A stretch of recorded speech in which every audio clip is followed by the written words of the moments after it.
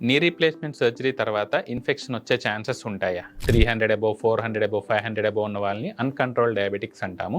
నేను మీ doctor Harish Kattamudi, consultant robotic joint knee replacement surgeon, Srikara hospitals, Vijayawada.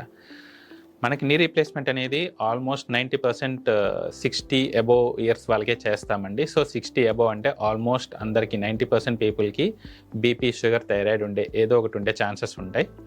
So ఈ షుగర్ ఉన్న వాళ్ళలో ఏంటంటే control diabetes, uncontrolled diabetes.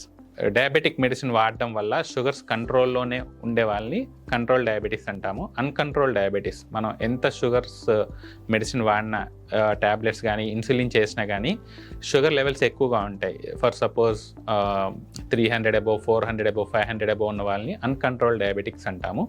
So వీళ్ళల్లో మనం షుగర్ కంట్రోల్ చేయకుండా ఈ నీ రీప్లేస్మెంట్ సర్జరీకి వెళ్ళడం వల్ల వాళ్ళు ఇన్ఫెక్షన్కి ప్రోన్ అయ్యే ఛాన్సెస్ ఎక్కువగా ఉంటాయి. సో ఇన్ఫెక్షన్స్ వీళ్ళలో ఎక్కువ వచ్చే ఛాన్స్ ఉంటుంటాయి కాబట్టి షుగర్ కంట్రోల్ చేసుకున్న తర్వాతే సర్జరీకి వెళ్ళడం అనేది అడ్వైస్ చేస్తాం. ఇంకొకటి, who have high chances of infections.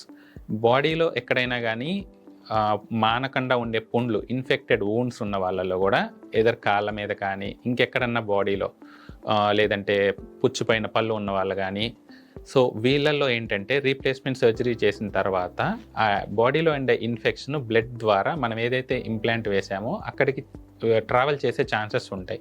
So వాళ్ళల్లో కూడా హై రిస్క్ అనేది ఉంటుంది ఇన్ఫెక్షన్స్ రావడానికి. సో ఈ uncontrolled diabetics and infections in the body, ఈ రెండులో కూడా మనం జాగ్రత్తగా చూసుకొని సర్జరీకి వెళ్ళడం అనేది ఇంపార్టెంట్. Thank you.